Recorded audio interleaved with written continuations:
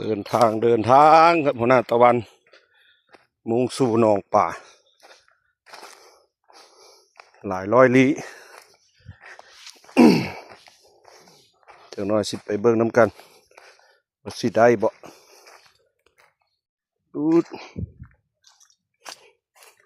งานสร้างสวนเขาเจ้าดู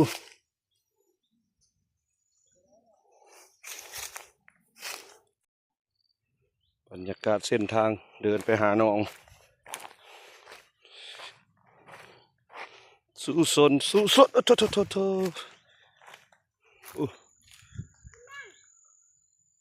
ไกลละพี่น้องใกล้สิฮอดหนองละ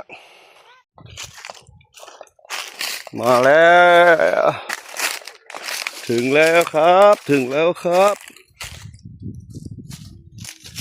บรรยากาศสุดสวยลูลามาเฮาเนาะหัวหน้าตะวันเนาะนี่เอาขอเวลาตกอย่างก่อนพี่น้องจะเรามาเบิ่งผลงานได้ยินข่าวเพิ่นมีปลาคอใหญ่ได้หนองเลยเนาะเพราะว่าพอเท่าเพิ่นมาเอาได้เทื่อละ5-6ตัวละโล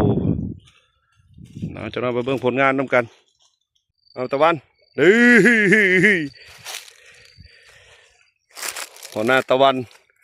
หัวหน้ายูทูบเบอร์ได้เนี่ยหุ่นหล่อเบิ่งดูตะวันจับปลาโซดูจับหัวปลาคอเลยตัวน้อยบ่ถึกมองพ่อเพิ่นเนาะพ่อเพิ่นใส่มองพ่อ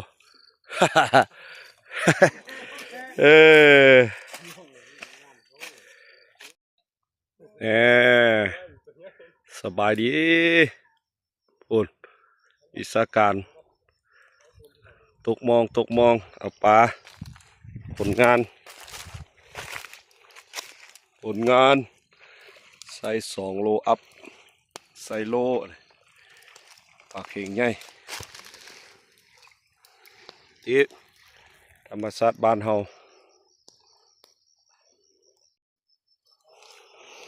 เก็บผักหักหน่อโอ้ยอดใดก็โหดเลยนี่กกเหือบินบ้านกกยันยนต์โอ้ขัดขนาดแล้วเจ้าปลาแดกนี่ยอดใดก็พูอุ๊บนะอู้ขัดแท้นี่เยอะแยะเลย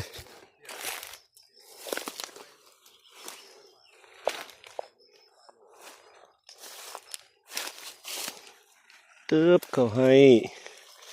พอแล้ววันนี้จับสิกินคุณพอแนกลงมองกันเลยลงไปเรื่อยๆ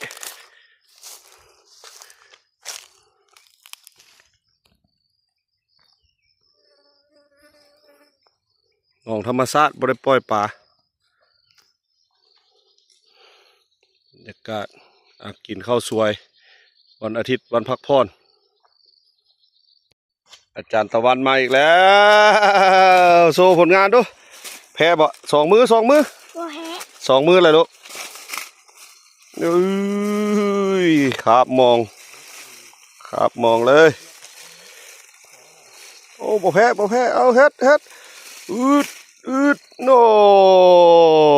ด็อกเตอร์ตะวันเฮ็ดแล้วผลงานใสสวยเอาหนู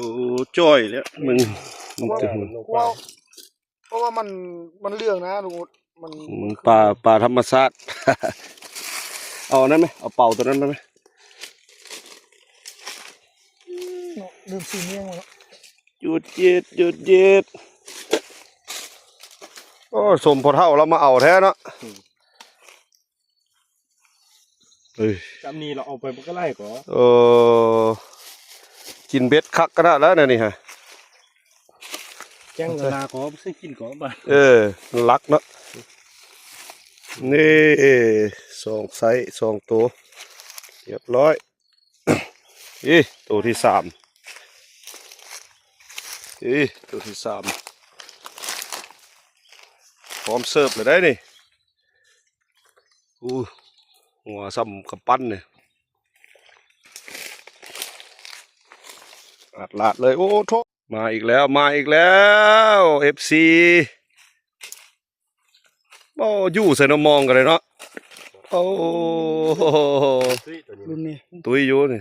หมดตุ้ยนะเนาะป่ายเนาะ เอาขึ้นมาพี่แม่อันเป่าหน่อยก็ได้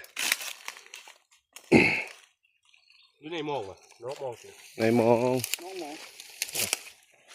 สุดสวยสุดสวยสุดสวยโสพีพร้อมเสิร์ฟพร้อมเสิร์ฟ เข้าคน เสิร์ฟประเดะผักยันยนต์ผักเหือบินเลยนี่ เอาให้ บรรยากาศยามสวย11 โมงเนี่ย12 โมงยัง จำนำเด้อ กินข้าวกินน้ำน้ำกันได้จังน้อยให้ได้ตื่มเด้อ อาจารย์พิน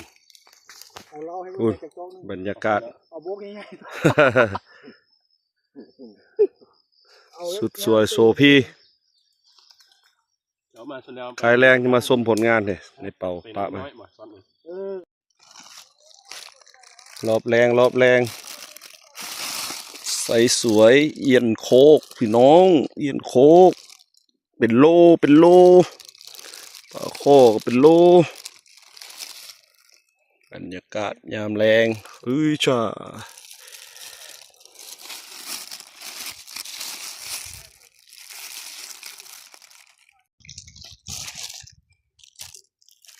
โน้ยใส่แบบงามๆพี่น้องลงงง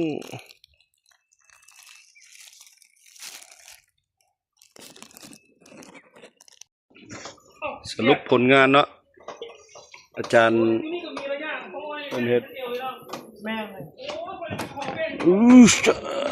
โอ้ยว่างเขาก็มีเนาะเอาแม่ หลังจากหาปูหาปลากินง่ายเรียบร้อยมาต้มพี่น้องต้มแซ่บเลยเบิ่งหัวปลาพูดนะใส่โลกั่วพี่น้องเลยสะใจเลย